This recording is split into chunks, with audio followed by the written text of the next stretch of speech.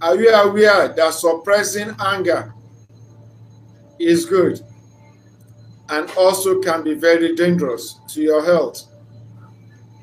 You'll be told sometimes that control your anger, simmer down, simmer down, simmer down. Yes, it's good, but suppressing anger has its own good sides and its own bad sides. Let's look at the good sides. When you're able to suppress or repress your anger, it can give you some measure of self-control.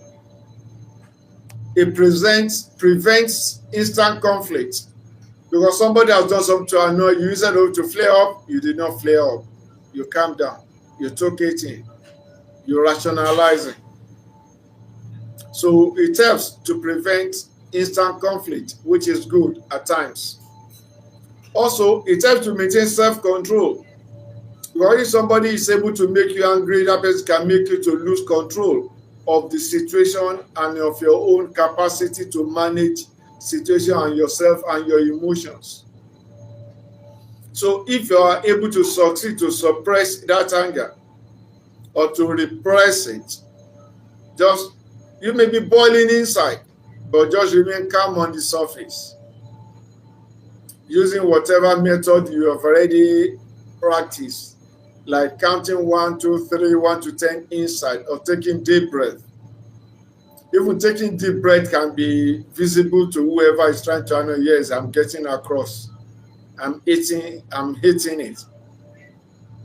So you're able to do that.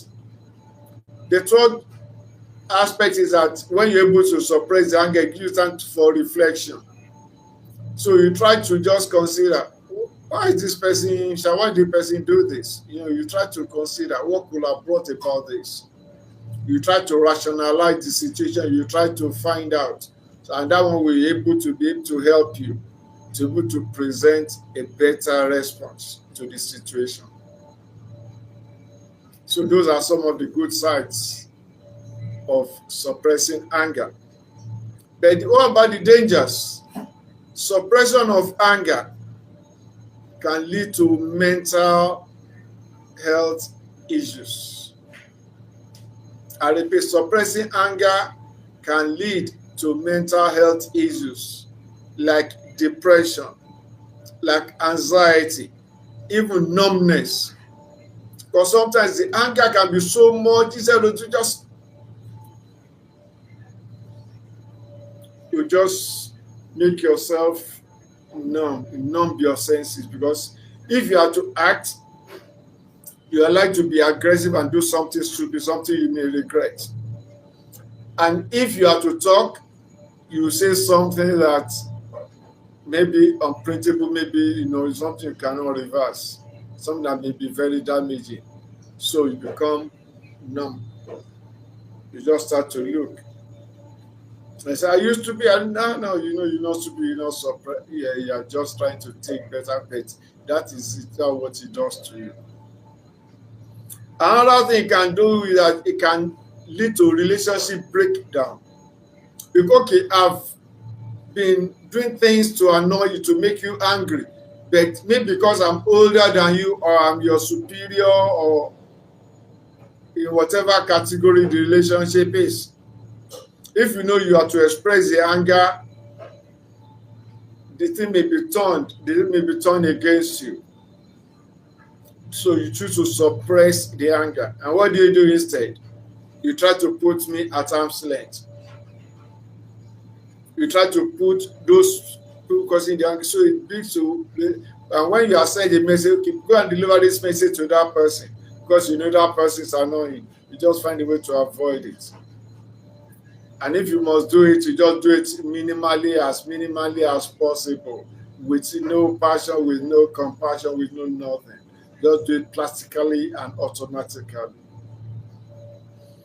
It can also lead to spiritual dryness, because it's affecting your spirit, man. Like the Bible says, do not let anger rest in your bosom, and you are in church, and even the person that's making you angry is already maybe your senior worker in church, or maybe it's even a man of God in quote and so on.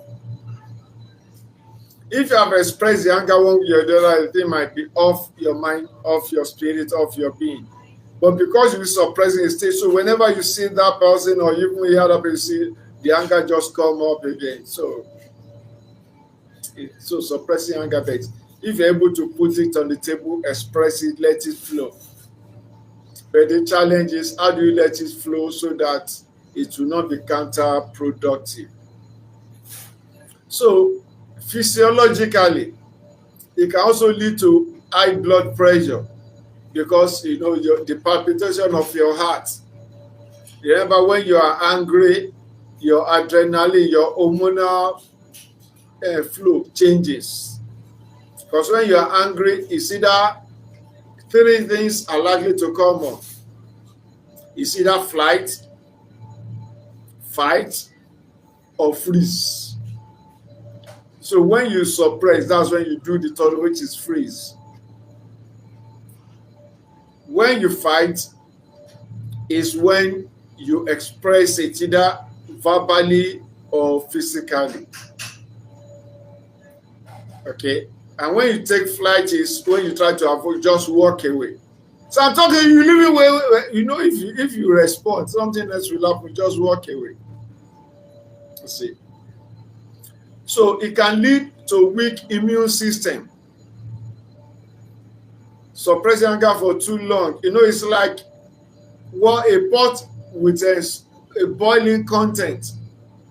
It will be producing steam.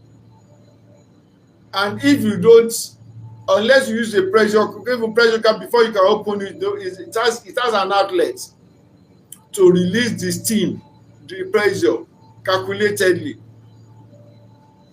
Because a line feels that when things start to boil is when the pressure inside the cooking system is equal to the atmospheric pressure. So if the pressure wants to be going beyond the reasonable, acceptable one concerning the operating system, there is an outlet to release part of the pressure. So but this pressure of the anger in you now, you are suppressing it, there is no outlet. It can cause damage to your blood system, to your heart. So it can cause heart problem. It can weaken your immune system, and it can also cause insomnia and constant headache. It can even lead to migraine. Why lead on insomnia? Because that thing is in you. Is boiling in you, and you are trying to press it down. These are feelings which have physiological connotations.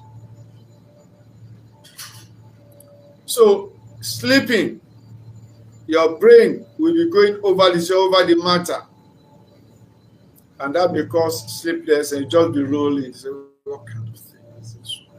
But that's why some people, once they have developed themselves to that place, to that point that when they're angry, they just release it, and that is it for them.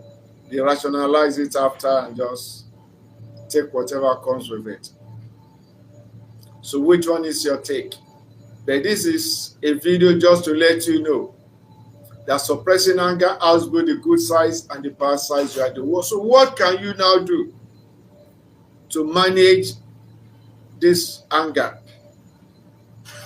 Number one thing you do is when this anger comes, you acknowledge it. Acknowledge the source of the stimulus. Acknowledge the factors that brought it up. So it is only when you acknowledge it, you don't do denial. Yes, this person has done this. Then the next thing you do is what made the person do. You try to rationalize. Okay. So when you do that, you don't deny it. You just say the person has said this, the person has behaved this way. Then the next thing, what do I do about it? So then the next thing is to express your anger as calmly as you can. Try to talk it over. If somebody you can talk, say, excuse me, please. I have something to say. I would like to say this. But they say, shut up, I don't want to hear anything, get out of my sight. In that case, like the Bible advises, that's why it's good to read the Bible, make you to be very wise.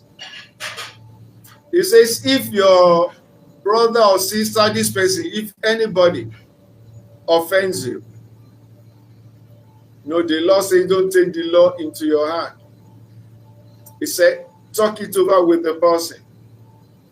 But if the person refuses to listen, go and get somebody that think the person can listen to. Talk to that person, and two of you now come and meet the person, say, A has come to report you that you have done A, B, C, D.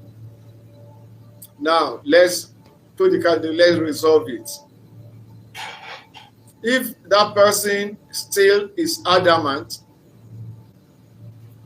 refuses to say sorry to get a closure, he said, then go and meet the elders of the community. Like in the case of the church, go and meet the elders in the church. Like your pastor and some elders come and put the card and say, so have done this to me, and I've tried to smoothen this over the person saying, and this person, we just don't want to let this thing lie. But in that case, you're already letting it go little by little, already easing out of your system. And according to the advice of the Bible, that so that this thing will not become a poison, because repressed anger, suppressed for too much, can lead to malice, can lead to bitterness, and that will be slow poison to your system, and you don't want anybody to do that to you. He said, after these three moves, let the person be to you an anathema. That is like something that is forbidden. Just put the person as arm's length, behave as if the person never existed, never having to do it. At least don't hate the person, don't be bitter against, but just say, well, as far as I'm concerned, because this is the way you have chosen to live, this is what you have come to do, I don't think we can relate together again. Go your way, I go. If I have anything I can do for you, I do for you, but relationship between me and you is no offense. I don't be against you. I don't hold hands against you. I don't have malice against you. I don't plan evil for you. But I don't think two of us can work together again. Like the Bible says in Amos 33, it said, can two work together except they agree? Since you have chosen to live a disagreeable life with me, you are not reliable. You are showing that you are not a person of integrity. You are showing that you cannot be faithful, you cannot be trusted. So what are we doing together? Then we can't work together as a team. You can't work together in partnership. So that's why it is very important to find a way to express it. There has to be a way. It can be in writing, it can be, but it must be expressed one way or the other, sooner or later. They can't keep it forever. In that case, it becomes slow poison to you. That's just it. Now, so some other ways of seeking healthy outlets is you do exercises, you do something like yoga, breathing exercises, meditation. Those ones will help you, like take deep breath.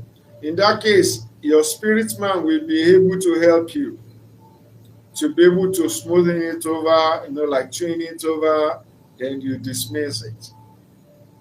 Like this, negative things, you don't ruminate over them, because the more you ruminate over them, the more they become poisonous to your system. So what you do is, you just, after you have tried to reflect on them, rationalize them, see, then you give yourself your closure. Just dismiss the thing. As long as you can find a way to go ahead. It's like water. Water wants to flow. The water you find its own level. Want to move, there's something on its path, it will do. Then as soon as it's found an outlet, it will get out. You can't keep water bound forever. So that is it. Seek an outlet for it. Then you can go for counseling. Kondori, you're welcome. We're talking about anger and suppression of anger and management of suppressed anger. Thank you. So you can go for counseling. It's a form of therapy. They say a problem once shared is half resolved. You just go to a professional counselor. Your counselors are psychotherapists, because when you put the card on the table, they will try to rationalize it with you, then show you the pro side and the con side. From the little as I've come to know in life, everything in life has like two sides of the coin, have both advantages and disadvantages, have the good side and so the bad side, depending on your perception anyway. So the counselor will put cards on the table that you can take this method, you can take this way. If you take this way, these are like to be the consequences and the things that will come out of it. If you take this way, these are like to be consequences, the benefits that will come out of it. The counselor guides you to make the best choice. That the counselor will not make the choice for you. But in that case, you have shared the person, and the person. Remember, the counselor will look at these things objectively, dispassionately, and be able to put your mind at rest. That, like the Bible says, there is nothing new under the sun. When you have your own life, remember there is something called area of influence, area of this is within your own area of control. Perform this one and this one to take good care of yourself. Protect yourself against a repetition. Like the Bible says, affliction should not rise up a second time. The counselor will guide you not to predispose yourself to such an act again. Maybe you have trusted the person so much, and like something I just we talk about that before the week is over, called ghosting in a relationship. This person just decided to ghost you. It can be disturbing. But you don't allow that, because your life is precious. Your joy is your prerogative. You have the obligation to make yourself happy, to make yourself joyful. You have an obligation to yourself to maintain a stable and good mental health. So some of these things may try to dislodge you or dislocate you. You are the one that won't allow it, because it's inimical to your well-being. So you can also do journaling.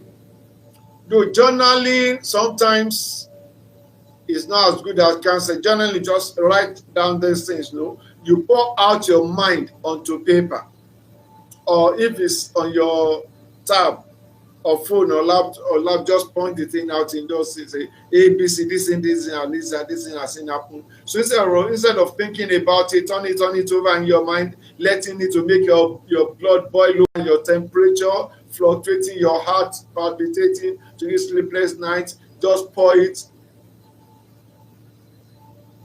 into your write-up and let it be there. So anytime you just go and look at it and just say, that's okay, it's okay, it's okay, it's okay, it's okay, it's okay. That's it. So the fourth thing you can do is that you can forgive and let go. That's what happens. The Bible is a very good book. It makes you to be very wise. Peter asked Jesus, say, what can I do when my brother offends me 7 times? You'll have to forgive him 7 times. Jesus, I didn't tell you 7 times, I tell you 70 times, 7 times. So the person may not come to us for forgiveness. Let me just give an example. A man of God, senior man of God, was offended by a junior Christian, junior in age and junior in spiritual experience. But this junior person did not want to apologize, did not say no. But this senior one was not at peace with himself. He's praying to his God. His guardian angel just directed him, go and meet this person and let there be a closure. So this senior man went to this junior one and said, A, B, C, D. You have done this, and I will let it go. Even though I think the junior one was in the wrong. You know what the junior one told the senior one? He said, well, you are very fortunate to have come. Me, I know I'm on the wrong path. I know I might go to hell, but I know because of the unforgiveness that is hanging with you, I know you go with me. Because that one, the Bible says, if you have a gift you want to give to God, an offering or sacrifice, whatever, and you know that somebody somewhere, your brother, has something against you. Therefore, that thing you want to give to be acceptable, bring it, go and make amend with that one first. Holding something against you, then you can come and give your gift. This one is the offender. Is he holding something against the senior one? Say the senior one should have come to apologize. So I don't know. So we saying the senior one refused to forgive. But you never apologize. You never say you were sorry. So you can see the heart of man can be devious. So for your own sake, for your own peace of mind, for your own good mental health, it's good for you to let go. Forgive and just let go. But the point is, don't make yourself predisposed to give the person opportunity to do that thing to you again. Then maybe tomorrow we'll talk about how to keep yourself from anger in the first place. Things will happen to try to make you angry. And somebody that can make you angry can be said to have the key to your life. The person can easily disturb your peace and your joy. So don't give anybody access to know the key to disturb your peaceful emotional balance in your being. Very, very important. So thank you for reflecting with me in Isinuga Reflection. If you have not subscribed to my channel, please subscribe and then give thumbs up and then share this. We're talking about things that touch the heart, especially relationship matters. Relationship counts. In everything we do in this life, we operate in relationships, isn't it? Within the family, you have family relationships. In the community, you have community relationships with your neighbor. In the office, you have official relationship with your colleagues. In business, you have your business partners. In church or in the mosque or in your spiritual arena, you have the people you worship with. So you have some form of relationship. And in all these relationships, there will always be black legs. That is the way life is. There will always be those ones that will try to do what they're not supposed to do. And the onus is on you to make sure you stay sane. You don't allow people to disturb your joy and your peace. So once again, it's good to suppress anger. It's good to repress your anger because it will give you stability in your being. It will give you control over situation of your life and over situations around you. Because once you get angry and you lose control of your emotion, then you put yourself in trouble, big trouble. So suppressing anger is good.